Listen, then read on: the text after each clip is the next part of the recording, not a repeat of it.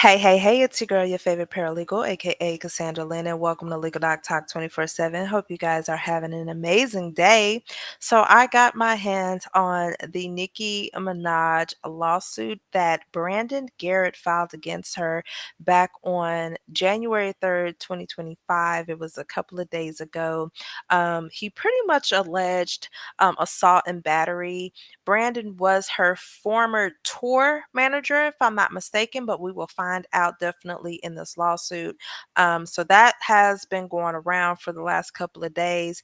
And also, Wayne County, the Detroit police actually filed a request for a warrant and forwarded that over to Wayne County's prosecution office, in which they actually denied it, claiming that there was insufficient evidence to actually uh, give the okay for a warrant for her arrest. But that's neither here nor there. Let's go ahead and tap right on to this lawsuit.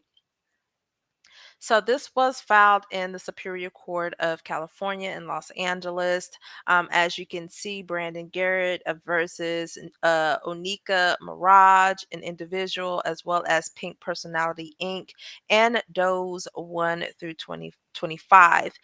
His complaint is for assault, battery, and intentional infliction of the emotional distress, and he is also demanding a jury trial in the event that they cannot settle at mediation. It states here, plaintiff Brandon Javon Garrett alleges as follows. At all times mentioned herein, plaintiff was working as a day-to-day manager for defendant Onika Mirage, also known as Nicki Minaj. Plaintiff was employed via defendant Mirage's company, Defendant Pink Personality Inc., located at 21731 Ventura Boulevard in Woodland Hills, California. On April 21st, 2024, defendant Mirage performed a concert at the Little Caesars Arena in Detroit, Michigan. That night, after finishing her concert, defendant Mirage asked plaintiff to run out to the store to purchase ice cream.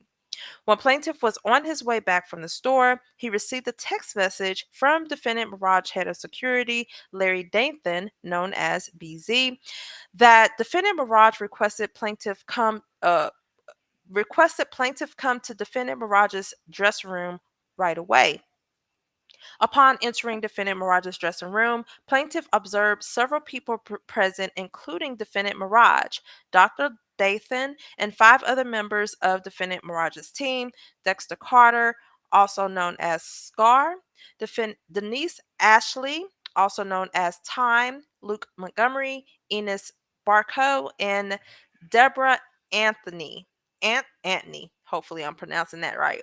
With plaintiff now present in defendant Mirage's dressing room, defendant Mirage began addressing Miss Atney about staff and job responsibilities, lamenting her feelings about staff doing what they want, not knowing what they are supposed to do, and who reports to who. Defendant Mirage asked Mr. Montgomery what his position is and what he does. Mr. Montgomery responded that he is the hospitality manager for defendant Mirage's tour. Mr. Montgomery explained that his duties entail tasks like venue dressing room setup, private jet setup, hotel room setup, quick change room refreshments, and tour bus setup. Mr. Montgomery mentioned these duties were in addition to any requests from defendant Mirages communicated by plaintiff, including food orders, drinks, personal items, baby items, and most notably, prescriptions. Miss Atney asked why Mr. Montgomery was picking up prescriptions on behalf of defendant Mirage. Plaintiff responded that he had Mr. Montgomery pick up a prescription in the past because defendant Mirage wanted it immediately, but plaintiff was occupied at the venue with defendant Mirage in the quick change room during a performance because one of the plaintiff's job duties was assisting defendant Mirage with dressing during performances.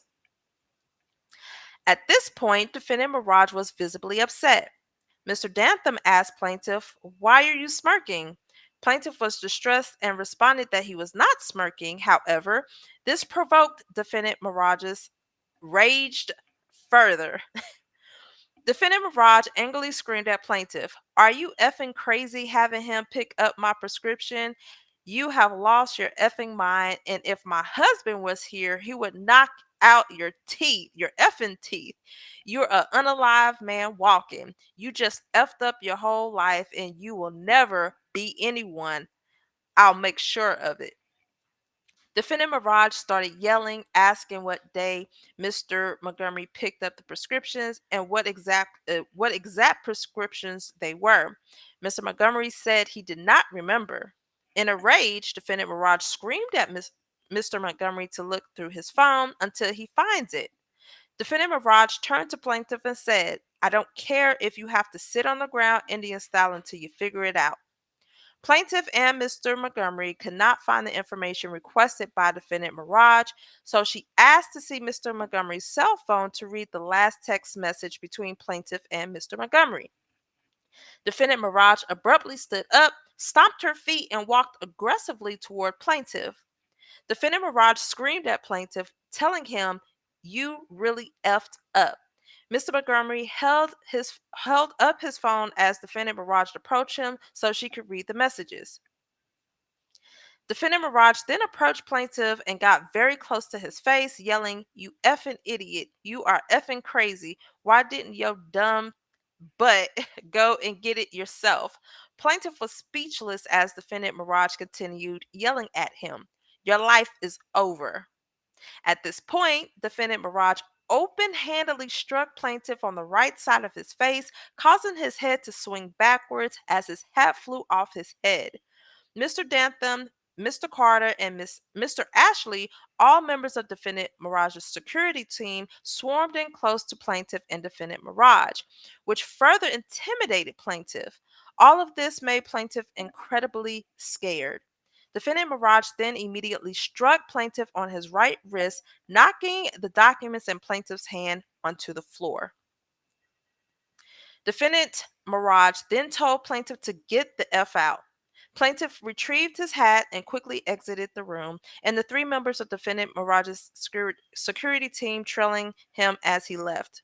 Plaintiff ran to the nearest restroom and locked himself inside for hours. While locked in the restroom, plaintiff called his fiancee to tell him everything that happened.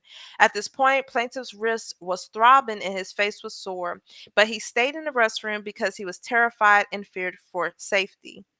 As the night reached the early hours of April 22nd, 2024 at 4:07 a.m., plaintiff received a text message from a busmate on the tour that Miss Atney said plaintiff would not be riding the bus from Detroit to Chicago.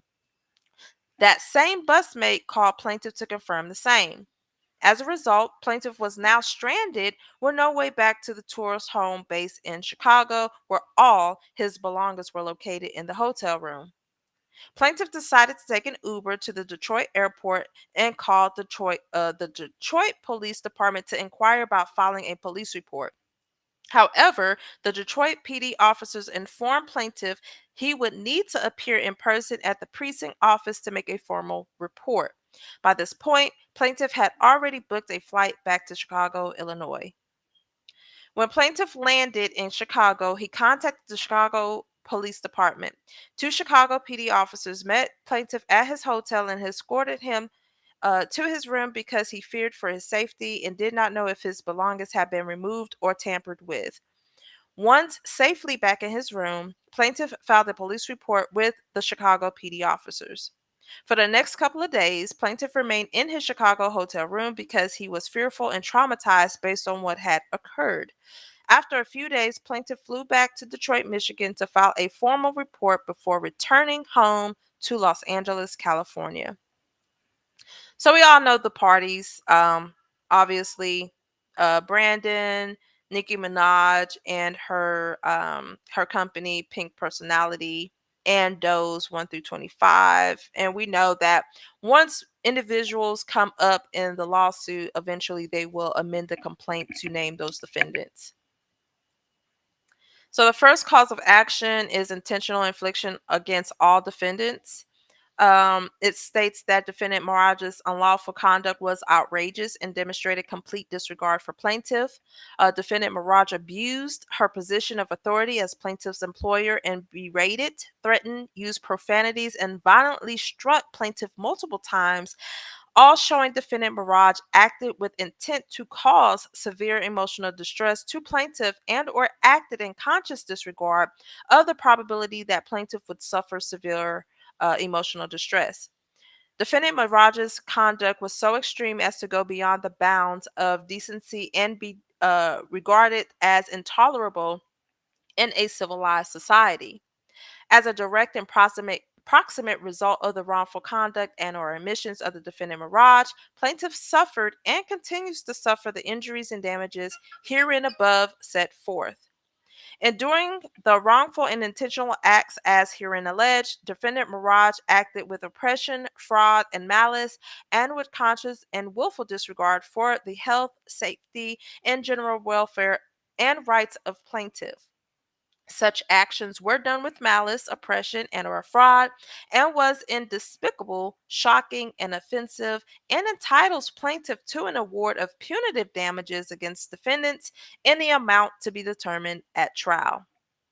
By exploiting her position of power as plaintiff's employer, defendant Mirage intended that her threats, profanity, and physical violence cause plaintiff severe distress.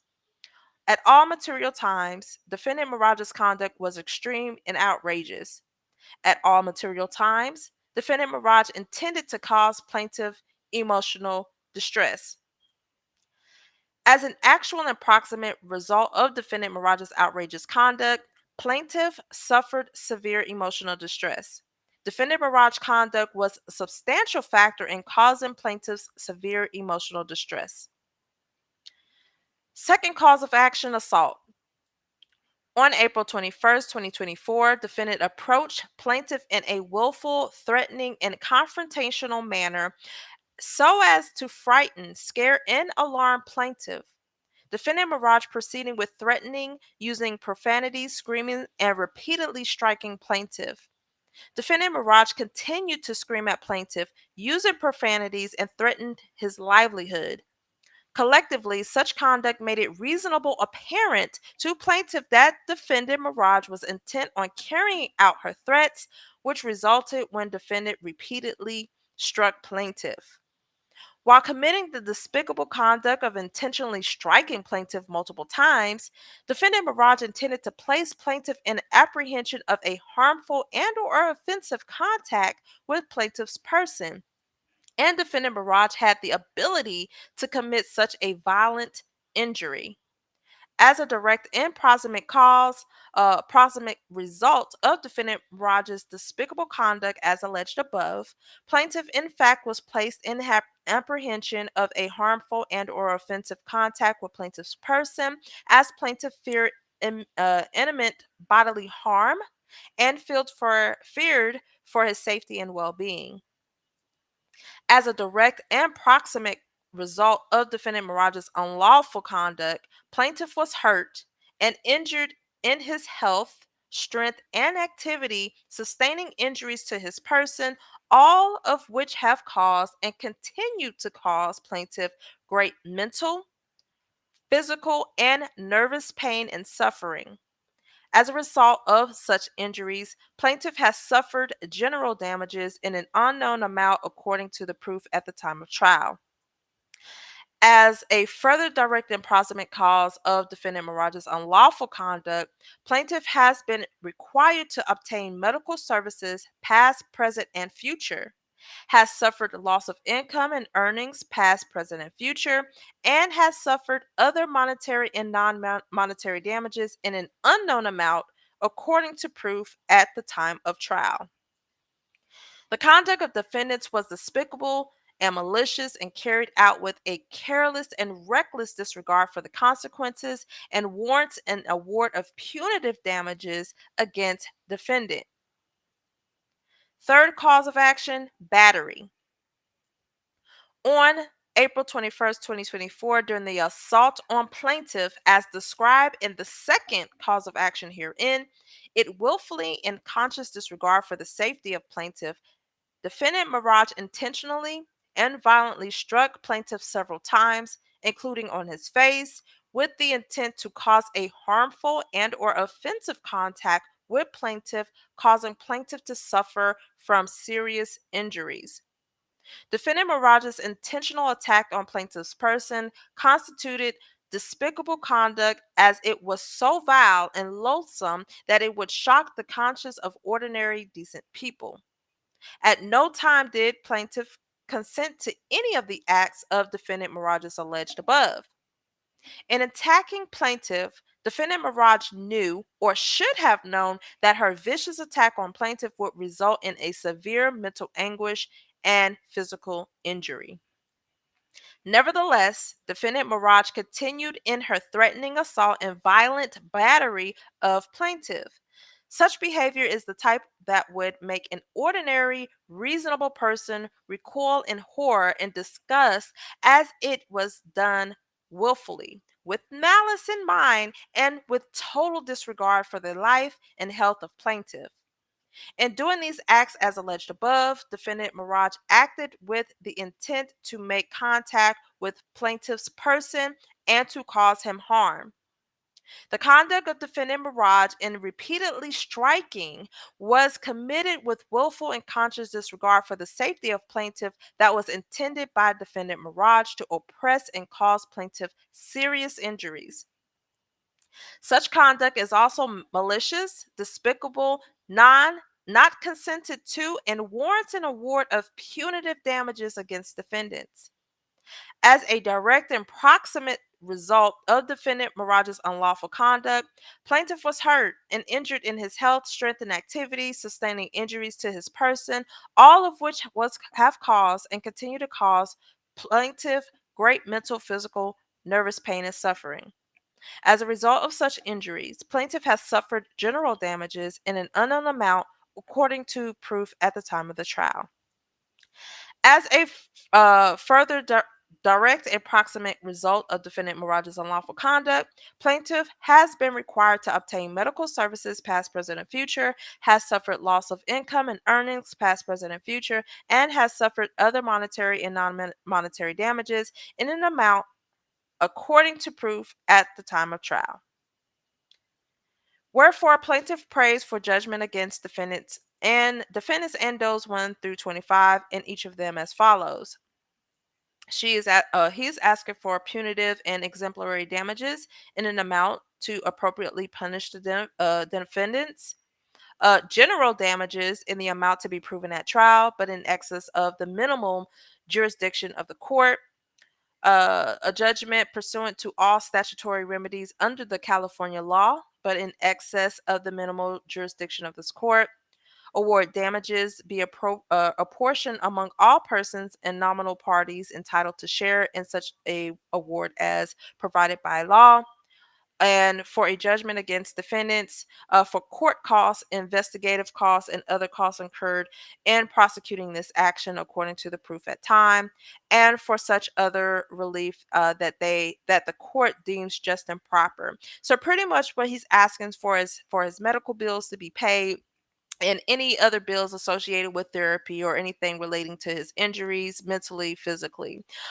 He's also asking for punitive damages, exemplary damages, pretty much like the pain and suffering, including, the loss of income, the loss of, whatever it is that he endured, past, present, and future. Also, he's asking for his court costs to be paid or anything that's associated with getting this case started, pre-trial, post-trial, before they even filed the litigation, all of that. He wants that paid. And then also to award damages based off of the statutory law, California law. So I know that they have certain statutes in California when an employer does something. So whatever those statutes are, he's asking to collect from that as well. And here's the demand for the jury trial. So that's it. That is crazy. So I know that there are a lot of Nicki Minaj fans out there. Hey, listen, I listen to all types of music out there. I don't have anything against Nicki Minaj, but when you do something of this magnitude allegedly, then it's going to come out. Now, we all know that they have the burden of proof. And when I say they, the plaintiff. So if you file a lawsuit against somebody, you have the burden of proof to actually provide proof showing that the incident did take place. Now, he did go to the Chicago Police Department when he finally made it back to Chicago. He went to, I think it did say he went to Detroit police department as well. So it's not like he waited till now to try to do something with the police department. He did go and made reports to Chicago as well as Detroit. So y'all let me know what y'all think about this in the comments below. I know it's about to blow up because hey, the Barb's don't play about Nicki Minaj, okay? But y'all let me know what y'all think about the outcome of this in the comments below. Don't forget to like, share, and subscribe. Until then, you all be blessed, and I'm out. Bye.